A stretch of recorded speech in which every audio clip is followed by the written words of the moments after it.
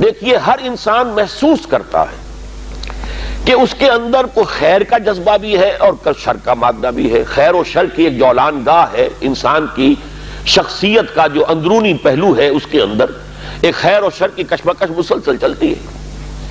چنانچہ جدید سائیکالوجی نے بھی، آپ کو معلوم ہے کہ جس کے بابا آدم اب فرائیڈ شمار ہوتے ہیں، انہوں نے انڈ اور لیبیڈو، یہ تو ہے حیوانی تقاضوں کے لیے، بھوک لگتی ہے، پیاس لگتی ہے، کوئی چٹخارے بھی، زبان جو چٹخارے بھی مانگتی ہے، یا یہ کہ جنسی لذت ہے، تلذذ ہے جو انسان حاصل کرنا چاہتا ہے، یا یہ کہ جیسے تمام حیوانات کو آرام کی بھی کچھ نہ کچھ ضرورت ہوتی ہے، انسان کو بھی، یہ تمام اس کے حیوانی تقاضے ہیں. لیکن اس کے ساتھ ہی وہ کہتا ہے کوئی ایگو بھی ہے انسان میں، کوئی خودی بھی ہے، کوئی انا بھی ہے، انسان نرا حیوان نہیں ہے. اگرچہ جو فلسفہ ڈاروین کا ہے اس نے تو انسان کو نرا حیوان بنا دیا، وہ تو اس کے علاوہ کسی اور چیز کو کسی درجے میں بھی تسلیم اور ریکگنائز ہی نہیں کرتا. لیکن فرائیڈ کا میں کم سے کم اس درجے میں قائل ہوں کہ اس نے تو ویسے انسانی شخصیت کے 3 لیولز کو ریکگنائز کیا ہے، اور وہی 3 لیول ہے جو قرآن بیان کر رہا ہے. اگرچہ وہ جو پہلا لیول ہے اس کو تو یقیناً اس نے صحیح سمجھا ہے، لیکن دوسرے اور تیسرے لیول کو وہ صحیح طور پر آئیڈینٹیفائی نہیں کر سکا اور ایک دوسرے سے ممیز نہیں کر سکا. یعنی انڈ اور لیبیڈو یہ تو حیوانی تقاضے ہیں، جس کو قرآن کہتا ہے نفس امارہ، انسان کا وہ نفس کہ جو اسے بدی کا حکم دیتا ہے. اس لیے کہ ظاہر بات ہے پیٹ کھانے کو مانگتا ہے، اسے اس سے غرض نہیں کہ حلال ہے یا حرام ہے. چٹخارا جو ہے وہ تو اپنی تسکین چاہتا ہے، اسے اس سے بحث نہیں کہ کوئی چیز جائز ہے یا ناجائز ہے. شہوت کا جذبہ جب برانگیختہ ہوتا ہے تو اسے تو اپنی تسکین چاہیے، سیکشول گریٹیفیکیشن جسے آپ کہتے ہیں، سینشول گریٹیفیکیشن. اسے اس سے بحث نہیں کہ جائز راستہ ہے یا ناجائز راستہ ہے، لہذا وہ حد اعتدال سے تجاوز کرے گا، صحیح راستے سے ہٹے گا. یہ گویا کہ اس کی سرشت کے اندر ہے. اس لیے ان نفس لامارۃ بالسوء، یہ انڈ یا لیبیڈو ہو گیا. دوسرا لیول وہ کہتا ہے ایگو ہے، تیسرا وہ سپر ایگو کہتا ہے. اگرچہ قرآن مجید نے اس کے لیے 3 علیحدہ اصطلاحات استعمال کی، نفس، قلب اور روح. 3. سپر ایگو اصل میں روح ہے، لیکن وہ نہیں سمجھ پایا اس کو. اس کی ڈیفینیشن جو ہے سپر ایگو کی وہ بڑی مختلف ہے، لیکن یہ میرا اس وقت کا موضوع نہیں ہے.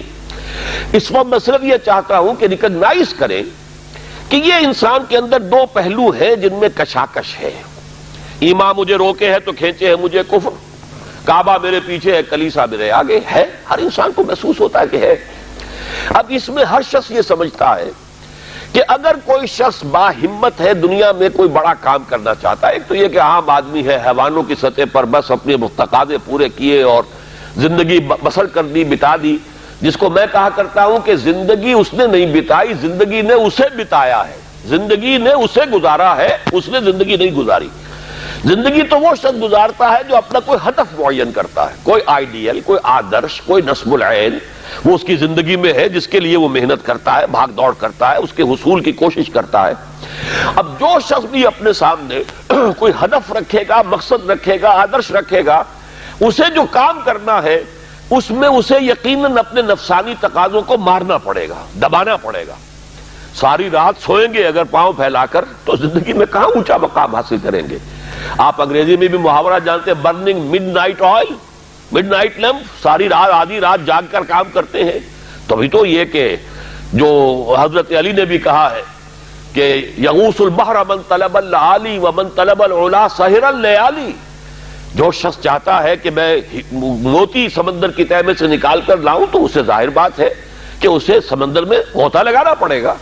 اسی طریقے سے جو زندگی میں اونچا مقام چاہتا ہے اسے راتوں کو جاگنا پڑے گا. وَمَن طَلَبَ الْعُلَا سَهِرَ اللَّيَالِي وَمَن طَلَبَ الْعُلَا مِنْ غَيْرِ قَدٍ أَضَاعَ الْعُمْرَ فِي طَلَبِ الْمُحَالِ. بغیر محنت اور کوشش کے اگر کوئی شخص چاہتا ہے کہ کوئی اونچا مقام حاصل ہو جائے تو وشفل تھنکنگ میں وہ اپنی زندگی ضائع کر بیٹھتا ہے، کوئی اونچا مقام حاصل نہیں کر سکتا.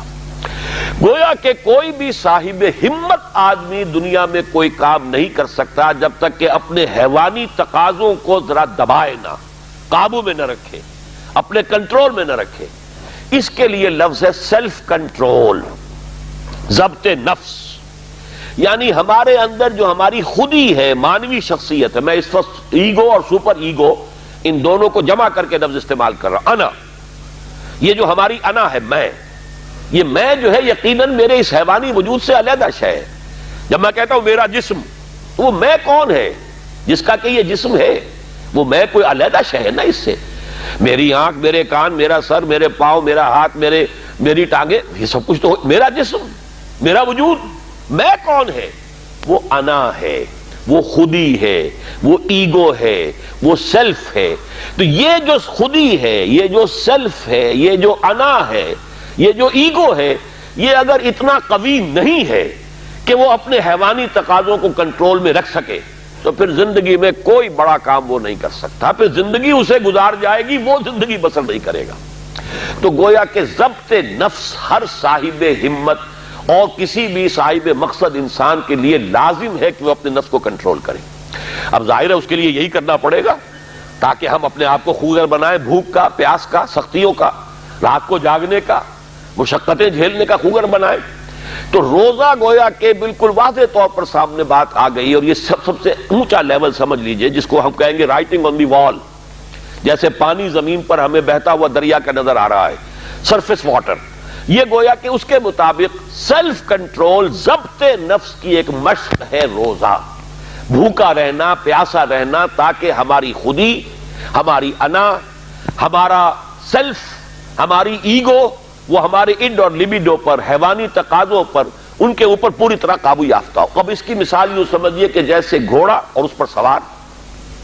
یہ ہماری خودی یا انا یا سیلف جو ہے یہ سوار ہے، اور ہمارا یہ جسم گھوڑا ہے. اب اگر گھوڑا جو ہے سرکش ہے اور منہ زور ہے اور سوار کے قابو میں نہیں ہے، تو اس کا مطلب تو یہ ہے کہ سوار کی زندگی اس کے رحم و کرم پر ہے، جہاں چاہے گا پٹک دے گا، جدھر چاہے گا نکل جائے گا. لیکن اگر سوار جو ہے وہ طاقتور ہے، مضبوط ہے، گھوڑے کے اوپر اس نے قابو کیا ہوا ہے، اس کی دونوں رانے جو ہیں وہ بھی گھوڑے کو محسوس ہو رہی ہیں کہ میری پسلیوں کے اندر پوری قوت کے ساتھ ڈسی ہوئی ہیں، لہذا وہ گھوڑا جو ہے اب حکم مان رہا ہے اپنے سوار کا. تو اب یہ کہ انسان جو ہے اس سواری کے ذریعے سے اپنا جو بھی مقصد ہے، جو منزل ہے، وہاں تک پہنچ جائے گا. تو ہماری انا یا خودی یا سیلف، یہ ایگو، یہ ہمارا وہ سوار ہے جو ہمارے اس حیوانی وجود کے گھوڑے پر، مرکب پر سوار ہے. اگر تو یہ خودی مضبوط ہے، توانا ہے، طاقتور ہے، کنٹرول میں ہے، تو یہ جو جسم ہے، یہ حیوان جو ہے، یہ گویا کہ اب اس کے تابع ہو گیا اور وہ اپنے مقصدی زندگی کے حصول کے لیے اس کو استعمال کرے گا. اور اگر یہ کمزور ہے، اس کی انا یا خودی، تو پھر تو وہ زندگی جو ہے اور اس کے حیوانی تقاضے اسے جس طرح چاہیں گے استعمال کر دیں گے. تو پہلی بات ہوئی کہ یہ ضبط نفس ہے. اور ایک بات یہاں پر تھوڑی سی اور واضح کر دوں، اسلام نے سیلف انیہیلیشن کی اجازت نہیں دی ہے، سیلف کنٹرول کی اجازت دی ہے. یہ جو راہبانہ تصورات رہے ہیں دنیا کے مذاہب کی جو تاریخ ہے، اس میں تو سیلف انیہیلیشن، اس نفس کو کچل دو، کچل دو، کچل دو. جیسی جیسی تپسیائیں ہندو یوگی کرتے رہے ہیں، یا جیسی جیسی ریاضتیں، رہبان جو ہوتے تھے حضرت عیسیٰ علیہ السلام کے ماننے والے عیسائی راہب، اگر آپ ہسٹری آف کرسچین موناسٹسزم پڑھیں گے تو واقعی رومتے کھڑے ہو جاتے ہیں کہ کتنی تپسیائیں اور کتنی ریاضتیں سخت وہ لوگ کرتے تھے. لیکن یہ اسلام میں نہیں ہے. لا رہبانیت فی الاسلام. اسلام نے تو کہا یہ تمہارا وجود تمہارا گھوڑا، اسے استعمال کرو، بس تمہارا کنٹرول اس پر ہونا چاہیے، تم اس کے تابع نہ ہو جاؤ، یہ تمہارے تابع رہے. یہاں تک کہ حضور نے حضرت عبداللہ ابن عمرو بن العاص رضی اللہ تعالی عنہما، ان کی ایک حدیث بھی ہمیں آج پڑھنی ہے.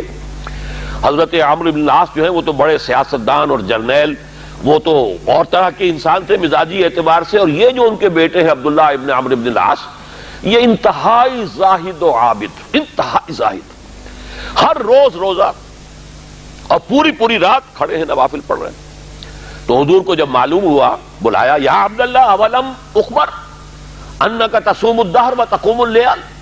اے عبداللہ، مجھے تو یہ خبر دی گئی ہے کہ تم ساری رات کھڑے رہتے ہو، نماز پڑھتے ہو، نہ تمہارا سروکار اپنے گھر والوں سے ہے، نہ بیوی سے کوئی تعلق ہے، نہ کسی اور سے ہے، اور پورا ہر روز روزہ رکھتے ہو. انہوں نے عرض کیا، بلا یا رسول اللہ، حضور ایسا تو ہے، کیسے انکار کرتے؟ فرمایا لا تفعل، ہرگز مت ایسا کرو.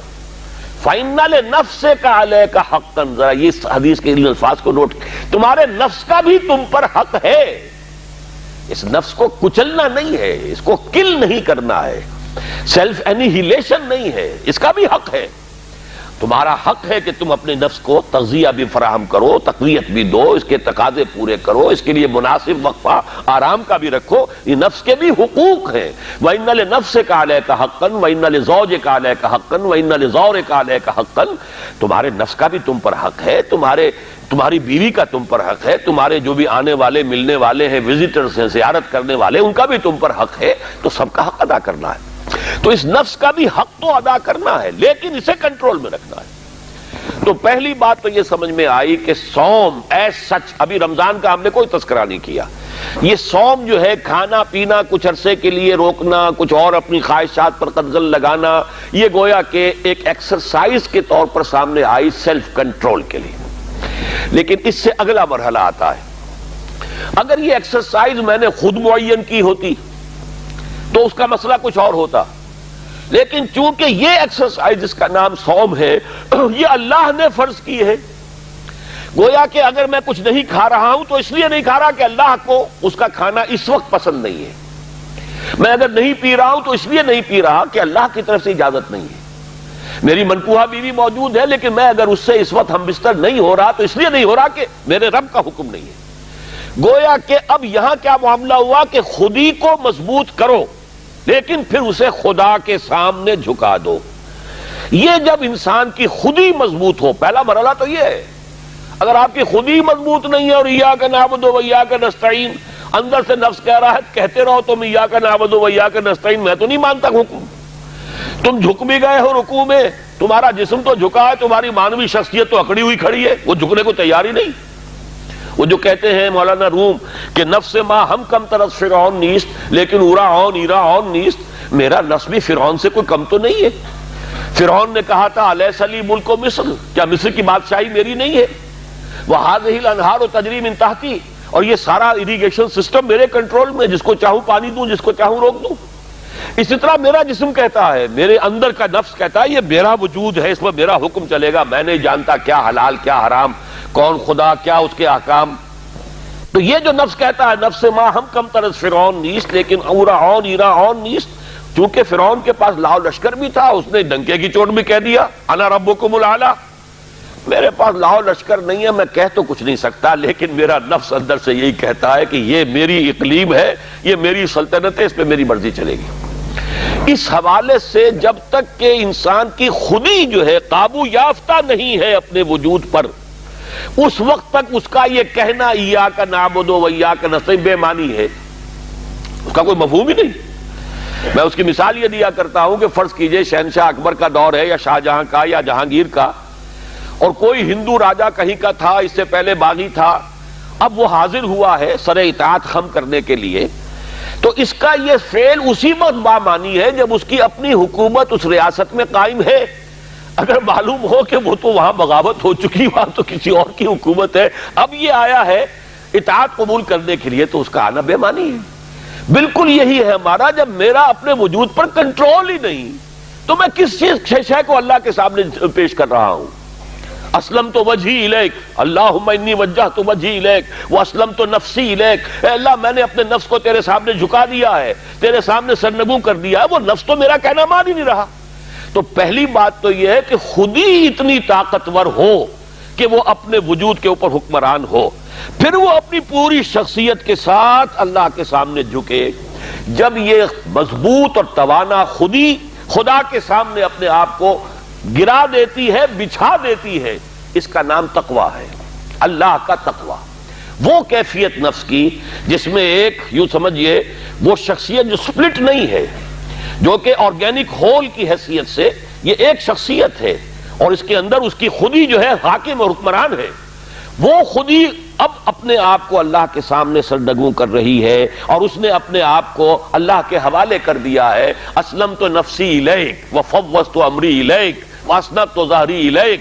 اے اللہ، یہ رات کی دعا ہے جب حضور سوتے ہوئے دعا، جب آپ اپنا رخ کر لیتے تھے کعبے کی طرف داہنے ہاتھ کروٹ لے کر، اللہم انی وجہت وجہی الیک واسلمت نفسی الیک وفوضت امری الیک واسنبت ظہری الیک، بڑی پیاری دعا ہے۔